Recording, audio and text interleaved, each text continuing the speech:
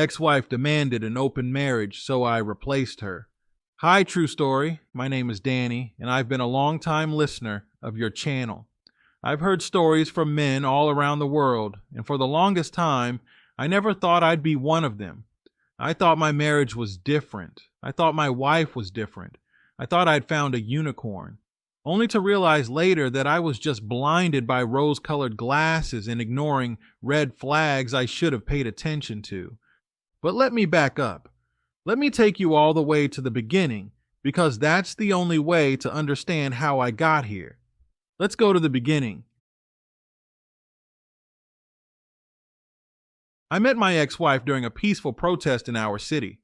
The city had been going through a rough patch, a lot of crime, especially violent crime, and people in the community decided enough was enough. It wasn't one of those chaotic protests you see on the news. This was peaceful.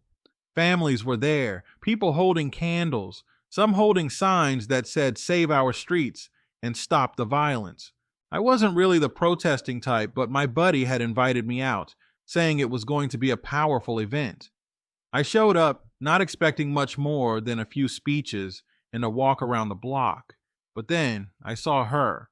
She was standing with a group of women, holding a sign with bold red letters that read, "Our kids deserve better." She had this fire in her eyes, this mix of determination and compassion. She looked like she truly cared, not just about herself, but about the world around her. We ended up standing near each other when people were gathering, and she noticed I was holding a candle with no lighter. She smiled, pulled a lighter from her purse, lit my candle, and said, "No one should stand in the dark tonight." Cheesy as it sounds, I swear my heart flipped in that moment. After the protest, we talked.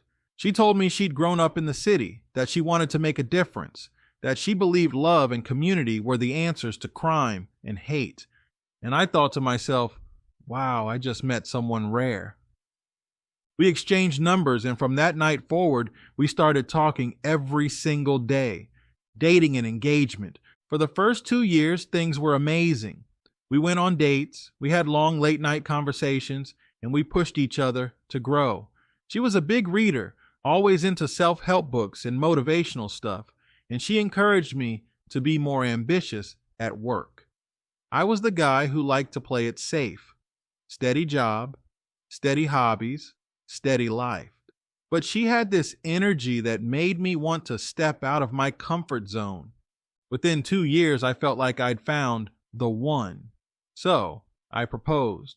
I remember the night, small Italian restaurant, dim lighting, string quartet playing in the corner. I got down on one knee, my hands shaking, and asked her to marry me.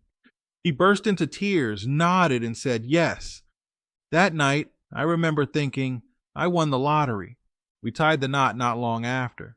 The first couple of years of marriage were good. Not perfect, but good. We traveled some, we laughed a lot, and I thought we were building the kind of life people dream about. The shift. But about 3 years after the wedding, something changed. She changed. I started noticing small things at first. Her being more critical of me, more distant. She'd roll her eyes when I'd tell a story. She'd snap at me over little things like not loading the dishwasher the right way, and she just seemed restless. At first, I brushed it off as stress. Everyone goes through phases, right? I told myself it was probably just work getting to her, or maybe she was going through a funk, but then it kept happening. Weeks turned into months of her treating me differently. She'd compare our life to other people's lives, our neighbors, her friends, even random people on Instagram. She started saying things like, "Why don't we ever go anywhere exciting? My friends just got back from Italy, and we're over here going to Gatlinburg again. Everyone I know has been to Europe, but all we do is go to Florida or Vegas." Now, let me be clear. I wasn't opposed to traveling out of the country, but money was tight. We weren't broke, but international travel wasn't really in the budget at that time. Still, I figured we'd get there eventually, but she didn't see it that way. To her, it wasn't about eventually. It was about now, the ultimatum. I'll never forget the night she brought it up. We were sitting in the living room, and she was scrolling on her phone, sighing every 5 seconds. Finally, she looked at me and said, "We need to talk." That's never a good way to start a conversation. She said she felt like our marriage was stale, that she felt trapped, that she wanted more out of life, and then she dropped the bomb. "I want an open marriage." I thought I misheard her. I laughed at first, thinking it was a joke, but she wasn't laughing. She looked me dead in the eye and said, "I'm serious, Danny. This is what I need." I asked her what she meant by open marriage, and she said it means we're free to see other people. It means we don't have to feel suffocated. It means we can explore while still being together. I sat there in shock. I asked her, "So basically, you're telling me you want to sleep with other men while still calling yourself my wife?" She didn't flinch. She just said, "Yes, that's how it will be." Notice her words, "That's how it will be." Not a request, not a conversation, a demand. That was the moment I knew the marriage was over. My decision. I didn't argue. I didn't beg. I didn't try to compromise. Instead, I went quiet. I nodded, went to bed that night, and the next day, I started looking up divorce lawyers. Because here's the thing. I had spent years trying to live by that old saying, happy wife, happy life. I gave her everything she wanted and bent over backwards to keep her happy, and in the end, it was never enough. So I decided to take back control of my own happiness. And here's where life threw me a curveball. In the middle of all this, a new woman just seemed to fall into my lap. I wasn't looking, I wasn't chasing, but she showed up in my life, and she was everything my wife wasn't at that point. Kind, caring, supportive. She didn't make me feel like I wasn't enough. She made me feel valued, respected, and appreciated. For the first time in years, I felt alive again. Serving the papers. When the papers were ready, I had my wife served. The day she got those papers, she stormed into the house furious. She demanded to know who I was seeing, who I was replacing her with. And you know what? I didn't lie. I told her the truth. Yes, I'm seeing someone. She lost it. She started crying, yelling, saying things like, "You can't replace me. I still love you. We can close the marriage if that's what you want." Suddenly, the woman who demanded an open marriage was begging me to not move on. She wanted to reel me back in, to erase the words she'd spoken, to pretend it never happened. But it was too late. Moving forward. I moved forward with the divorce, and she couldn't stand it. She begged. She pleaded. She said she made a mistake, that she still loved me, that she wanted to fix things. But by then, my heart had moved on. I had someone new who treated me right, and I wasn't about to throw that away to go back to someone who had disrespected me and demanded an arrangement I could never accept. True story. That's where things stand right now. I've moved on. I'm happy, and I feel like I finally took off those rose-colored glasses. But this isn't the end of the story. My ex-wife didn't just accept the divorce and fade into the background. No, she tried to sabotage my new relationship. She told lies about me to my girlfriend, tried to manipulate her into leaving me, and kept crawling back to me, begging me to take her back. I'll save all of that for my follow-up email. I want you to have the full story before you decide to read it on your channel. So please, don't read this one until I send the second part. Together, they'll paint the complete picture of how my ex-wife demanded an open marriage, lost me, and then couldn't handle being replaced. Thanks for listening. Ex-wife demanded an open marriage, so I replaced her. Part 2, The Aftermath. Hi, True Story. This is Danny again, following up on the email I sent you a little while back. I asked that you not read the first part on your channel until I sent the second half of the story, because I wanted the whole picture to be clear. In that first email, I told you about how I met my ex-wife, how I thought she was my unicorn, how I gave her everything she wanted while I wore rose-colored glasses and ignored red flags. Then 3 years into marriage, She blindsided me by demanding an open marriage. I didn't argue. I didn't bargain. I went straight to a divorce lawyer and ended things. By the grace of God, or just sheer luck, I had someone new come into my life at the exact time my wife thought she was upgrading her lifestyle with this open marriage idea. When I served my ex the divorce papers, she flipped out after realizing I already had a girlfriend. She begged, pleaded, promised to close the marriage, and said she still loved me, but it was too late. Now here's the part I left out in the first email. The part where my ex-wife couldn't just walk away quietly. No, she tried to destroy my new relationship, lied to my girlfriend, and kept crawling back to me. That's what this email is about. The new woman in my life. Before I talk about my ex's antics, let me give some context about the woman I was dating after leaving my ex-wife. Her name is Claire. And when I say she was different from my ex, I mean different in every single way possible. Where my ex complained constantly, Claire encouraged me. Where my ex nitpicked, Claire appreciated. Where my ex compared our life to everyone else's, Claire valued the small things. I met her through a mutual friend. It wasn't even supposed to be anything romantic. We were both invited to a backyard cookout. We ended up talking for hours, and it felt easy. It felt natural. No games, no power struggles, no judgment. Just two people enjoying each other's company. At first, I thought the timing was bad. After all, I was separating from my wife, and I didn't want to drag someone new into that mess. But she was patient with me. She made it clear she wasn't trying to rescue me, and she wasn't in a rush. She just wanted to see where things could go. That patience, that calmness, man, it was like a breath of fresh air. And when I told my ex the truth, that yes, I had a girlfriend, she lost her mind.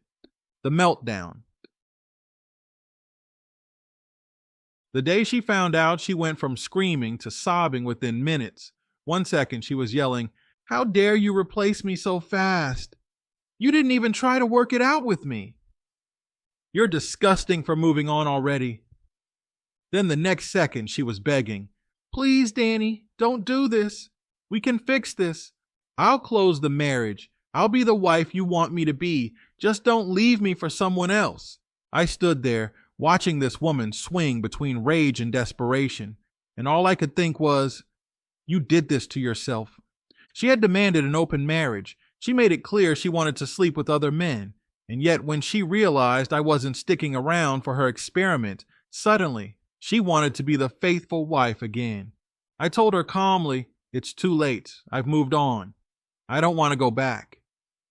That's when things got nasty, the sabotage attempts. She couldn't accept that I was serious about Claire, so she decided to try and ruin it. 1. The social media stunt. At first, she tried using social media. She started posting old pictures of us together, vacations, date nights, anniversary dinners, with captions like, "When love was real," and "Some people forget who was with them when they had nothing." She even tagged me in a few, knowing full well Claire would see them. It didn't work. Claire wasn't the jealous, insecure type. When she saw the posts, she just rolled her eyes and said, "Wow, your ex really doesn't know when to quit, huh?" That right there showed me I was with the right woman. Because my ex was used to creating drama, and Claire wasn't about to play into it. 2. The lie.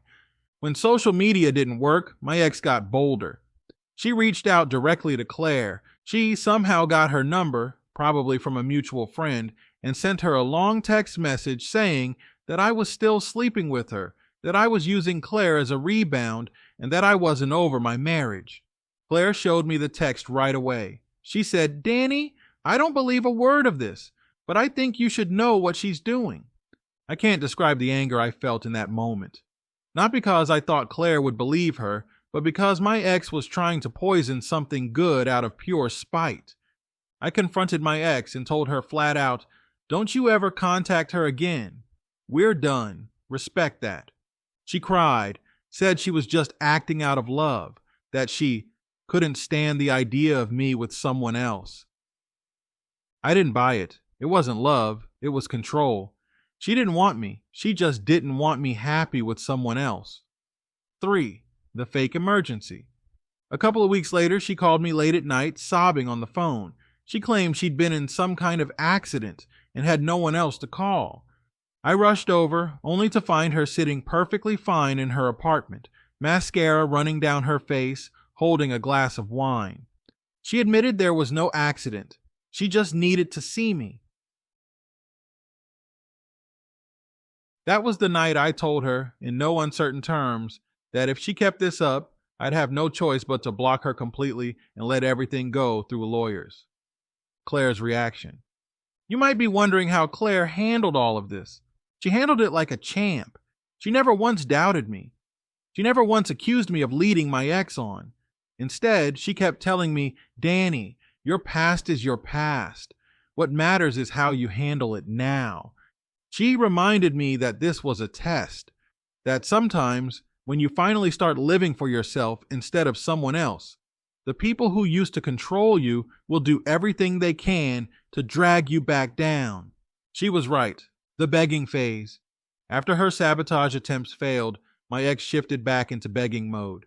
She sent me long emails, handwritten letters, even voicemails saying things like, I'll be better, I promise. I didn't mean it when I asked for an open marriage. I was just confused. You're the love of my life, Danny. Please don't throw us away. The irony was so thick you could cut it with a knife. She had demanded freedom, and when I gave her the freedom she asked for, she realized she didn't want it. She didn't want me gone. She wanted me on standby, but I wasn't that man anymore.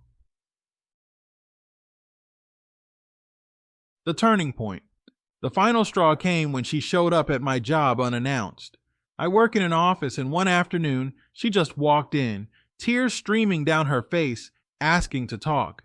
It was humiliating. My coworkers were staring, whispering. I had to pull her aside and tell her to leave before I called security. That was the day I blocked her number, blocked her on social media, and told my lawyer to handle any further communication. It wasn't easy. I had history with this woman. I once loved her deeply, but I finally realized loving someone doesn't mean letting them destroy your peace. Moving on for real. Since then, life has been peaceful. Claire and I are still together, stronger than ever. My ex eventually faded into the background, probably because she realized her tactics weren't working anymore. But I'll never forget the lessons this whole experience taught me. Happy wife, happy life is a lie. It's not about one person's happiness. It's about mutual respect and effort. Red flags don't disappear with time. They get brighter if you ignore them. A person who truly loves you won't demand to sleep with other people. That's not love, that's selfishness. Replacing someone who disrespects you isn't betrayal, it's survival. Closing thoughts. True story, that's the full story. From the moment I met my ex-wife at that protest, to the day she demanded an open marriage, to the moment I finally replaced her with someone who truly values me. She thought she could demand the world and still keep me on a leash. She thought I'd always bend over backwards for her. She thought I'd never find someone better. She was wrong. So if there are men listening who are where I was, ignoring red flags, giving and giving while getting nothing back, hear me when I say this. Don't wait until she demands an open marriage to wake up. Don't wait until you're broken. Respect yourself enough to walk away before it gets that far. Thanks for letting me share my story. I hope it helps someone out there.